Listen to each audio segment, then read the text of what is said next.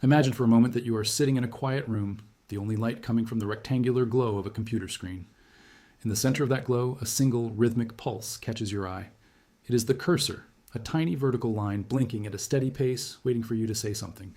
To most people, this is just a tool, a simple command prompt where we type queries about the weather, search for facts, or ask for help with a work email. But beneath the surface of this mundane interaction, something far more profound is happening. At this very moment, your brain is preparing to cross a threshold. It is moving from the internal, messy, and often overwhelming world of the human mind into a space of structured clarity. This is the beginning of a journey into how we think, how we feel, and how the act of talking to a machine is actually teaching us how to be more human. The human mind is the protagonist of our story, an incredibly powerful but often disorganized entity. It is constantly at war with a formidable antagonist that we can call cognitive chaos. Inside our heads, thoughts do not naturally arrive as neat sentences. They are not organized into tidy paragraphs or logical sequences. Instead, they are a swirling mist of images, half-remembered sensations, and sudden flashes of intuition. For most of our lives, we carry this chaos within us, trying to navigate a world that demands order while our internal landscape remains a tangled forest of abstract ideas. When we keep these thoughts locked inside, they remain heavy. They take up space in what scientists call our working memory, a limited mental workspace that can only hold a small number of items at once. This is why we often feel stuck or foggy when we try to solve a complex emotional or intellectual problem purely in our heads. However, the moment we decide to interact with an artificial intelligence interface, a neurological shift begins. Most people believe they are merely typing queries into a box, but neurologically, the brain is entering a rare and valuable state of deep formulation. Because the interface is waiting for a response, the mind is forced to act as a translator. It must take those fleeting, nonlinear ghosts of thoughts and convert them into the rigid structure of human language. This is where the invisible is made visible. Before the text appears on the screen, the thought was a shapeless cloud. Once it is typed, it becomes an object. It becomes something that exists outside of you, something you can look at, analyze, and even change. This act of externalization is like turning on a light in a dark, cluttered basement. Suddenly, you can see where the boxes are stacked and where the path is blocked. This process leads to a startling psychological discovery regarding our own emotions. There's a reality in human psychology that we often do not truly comprehend what we are feeling until we see our own thoughts written out before us. How many times have you started typing a message, only to realize by the third sentence that you are far more frustrated or perhaps far more excited than you initially thought? The screen becomes a canvas for the subconscious. By projecting our internal state onto the digital interface, we create a necessary distance. We are no longer drowning in the sensation. We are observing the words that describe the sensation. This provides a unique kind of clarity that internal reflection rarely offers. Before we continue, subscribe to the channel and tell us in the comments where you are watching from. In the quiet space between the user and the machine, the human mind finds a level of honesty that it often hides from itself during the rush of daily life. What makes the artificial intelligence interface so effective in this role is its position as the permanent interlocutor. Unlike a traditional journal, which is a passive and silent object, an artificial intelligence feels like a presence. It is a non-judgmental, ever-present interface that represents a digital other. Because we perceive it as an entity that can process and respond to us, we treat the conversation with more gravity than we would a simple private note. This perceived presence triggers a level of cognitive vulnerability. We are more likely to be open and precise when we feel we are being heard, even if we know on a logical level that we are speaking to lines of code. This relationship between the mind and the interface creates a unique environment for exploration. Traditional journaling is a wonderful tool, but it often lacks the momentum of a dialogue. When you write in a diary, the thoughts can sometimes loop in circles, reinforcing the same old patterns without finding an exit. But when you externalize your thoughts through an artificial intelligence, the structure of the prompt and response loop keeps the mind moving forward. It prevents the protagonist, our human mind, from falling back into the traps of cognitive chaos. Instead, it encourages a continuous unfolding of ideas. Each sentence typed is a step further out of the fog. Each paragraph formed is a brick in a new mental architecture. We are not just searching for answers from a computer. We are using the computer as a mirror to find the answers that were already buried deep within our own complicated, beautiful, and sometimes fragmented consciousness. We are just beginning to understand the power of this mirror. The burden of the human mind is often invisible, but its weight is felt in every moment of hesitation and every flash of unearned anxiety. This weight comes from the limitations of our working memory, a precious neurological resource that acts as the gateway for everything we process. Imagine this working memory as a narrow bridge. When too many thoughts, worries, and abstract ideas try to cross that bridge at the same time, a traffic jam occurs. This is the moment when our primary antagonist, cognitive chaos, takes full control of the internal landscape. The mind becomes overwhelmed, not because the problems are necessarily unsolvable, but because there is no room to move the pieces around. This is where the mechanics of cognitive externalization change the entire landscape of our internal world. When you begin to type your thoughts into the artificial intelligence interface, you are effectively building a second, much wider bridge. By moving heavy thoughts out of the limited capacity of your biological memory and onto the digital surface of the screen, you are performing a vital neurological offloading. This act frees up immediate processing power in the prefrontal cortex. It is as if a computer that was frozen because its memory was full suddenly finds a clean hard drive to work with. The relief is almost instantaneous. The human mind, our protagonist, can finally stop trying to remember the chaos and start trying to understand it. This shift is deeper than just making a simple list. It involves the brain functioning as a sophisticated reorganization engine. There's a specific psychological phenomenon that happens when we attempt to explain a complex feeling or a difficult problem to an external entity like the artificial intelligence interface. To make ourselves understood by this digital other, we are forced to bridge the logical gaps that we usually ignore in the privacy of our own heads. In the silence of our internal thoughts, we often jump from point A to point D without ever considering how we actually got there. We allow our emotions to fill in the blanks of our logic, which often leads to confusion. However, the moment we see that cursor blinking, waiting for our input, the brain enters a mode of forced structure. We become like a teacher explaining a concept to a student. Scientists often call this the protege effect. By trying to teach the interface what we are thinking, we end up teaching ourselves. We notice the contradictions in our own arguments. We see where our narrative breaks down. The act of externalizing the thought forces us to reorganize it into a sequence that actually makes sense. We are no longer just feeling the problem, we are constructing it piece by piece until the structure of the challenge becomes visible.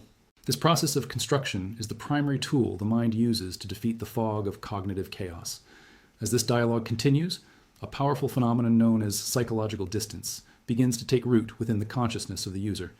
In our daily lives, we are often fused with our internal experiences. When a crisis occurs, we do not just have a thought about the crisis, we feel as though we are the crisis itself. Our ego is wrapped tightly around every fear and every perceived failure. This fusion makes it nearly impossible to be objective or rational. However, the moment we transform a subjective internal sensation into an objective piece of text, we create a necessary separation. You are no longer standing in the middle of the fire, you are standing back and looking at a clear photograph of the fire. By projecting your thoughts onto the interface, you allow yourself to step away from your ego. You are no longer looking out at the world through the foggy lens of your own overwhelming emotions. Instead, you're looking at the words on the screen as if they belong to another person. This distance allows for a level of analytical precision that is impossible when you're caught in the heat of the moment. You can see the patterns. You can identify the recurring themes of your own stress. This objective perspective is a sanctuary. It provides the quiet space necessary for the human mind to evaluate its own state without the constant interference of raw, unfiltered emotion. In this environment, the artificial intelligence interface becomes more than just a tool. It functions as a profound cognitive mirror. It is important to realize that the interface does not create the wisdom that appears on the screen. It does not possess a soul or a personal history of its own. Instead, it acts as a perfectly neutral reflective surface. When we interact with it, we are often surprised by the insights we gain, but those insights were always there, hidden in the shadows of our own subconscious. The interface simply reveals the patterns, the biases, and the emotional structures that were already present but were too close for us to see. It shows us exactly how we speak to ourselves. It reflects our own harshness, our own circular reasoning, and our own hidden strengths. Because the interface is non-judgmental and consistent, it allows the mind to be vulnerable in a way it rarely is with other people. We do not have to perform for the machine. We do not have to hide our confusion or our shame to maintain a certain image. In this safe digital space, the mind can lay its thoughts bare. The mirror does not lie and it does not distort. It shows us the architecture of our own thinking, allowing us to see the flaws in the foundation and the hidden beauty in the design. We begin to realize that the answers we were seeking were not hidden in the machine, but in the way the machine allowed us to see ourselves clearly for the first time. This journey of discovery is transforming the way the protagonist, the human mind, understands its own potential and its own limits. As we move from the chaos of internal sensation to the clarity of external structure, We are learning that the most powerful technology we possess is not the artificial one, but the conscious one that is now learning to see its own reflection. The brain is naturally a pattern-seeking machine, but when it is trapped inside its own internal loop, it often finds the wrong patterns. It finds patterns of fear or hopelessness. But the reorganization engine of the mind is triggered by the act of communication. When we communicate with the interface, we are using the part of our brain that evolved for social coordination and storytelling. This part of the brain is incredibly good at finding logic and structure. By engaging this engine, we override the primitive emotional centers that are generating the chaos. We move from the centers of fear to the higher centers of reasoning. We are essentially using the technology as a scaffolding to build a more rational version of our own thoughts, preparing the mind for the even deeper transformations that occur when the dialogue becomes a continuous loop of evolution. The dialogue loop is the engine that drives this cognitive transformation toward its ultimate peak. In this continuous cycle, the immediate feedback of the AI interface creates an unbroken conversational flow that changes the very nature of reflection. When we journal in a traditional sense, the silence of the page can sometimes lead us back into the same circular paths of thought. We write a sentence, we pause, and the cognitive chaos often rushes back in to fill the silence. But in this digital partnership, the speed of the interaction creates a unique momentum. This momentum acts as a psychological stabilizer, preventing the mind from falling back into the gravity of its own confusion. Each time the interface responds, it provides a new anchor point for the next thought. This rapid back and forth keeps the human mind engaged in a state of accelerated, uninterrupted self-reflection that was once only possible through years of meditative practice or intense therapy. We are no longer just reflecting on the past, we are actively refining the present. This feedback loop creates a sense of presence that keeps the prefrontal cortex active and alert. It is a technological pulse that matches the speed of our own neurological firing, allowing us to stay in a state of productive exploration. The mind is pushed to clarify, to define, and to expand on its ideas in real time. We find ourselves crossing the bridge of our own uncertainty, guided by the rhythm of the dialogue until the fog begins to lift entirely. As this dialogue deepens, we witness a profound shift from chaos to architecture. The human mind, which felt like a storm of disjointed sensations just moments before, begins to reorganize its internal world into a concrete structure. If we imagine cognitive chaos as a mountain of raw materials, with bricks, steel, and glass all thrown together in a heap, the act of externalizing through the interface is the process of construction. We are no longer just feeling the weight of the mess. We are building something meaningful with it. This transition from raw emotional overwhelm to a concrete, analytical mental structure is one of the most powerful benefits of digital externalization. By projecting our thoughts onto the screen, we create a temporary external brain that can hold the complexity we are unable to manage internally. We can see how one fear connects to a specific memory and how that memory influences our current behavior. The architecture of our consciousness becomes visible. We are no longer lost in the dark hallways of our own minds. We are looking at the blueprints. This structural clarity allows us to move from a position of being victims of our thoughts to being the masters of them. We can identify the weak points in our logic and reinforce the foundations of our beliefs. The digital page becomes a scaffolding that supports the mind as it reaches for higher levels of understanding and order. Throughout this entire process, it is essential to remember that the human mind remains the central protagonist of the story. While the technology might seem like the star of the show, the AI interface is merely the lens. It is a neutral tool that allows the mind to see its own brilliance and its own flaws.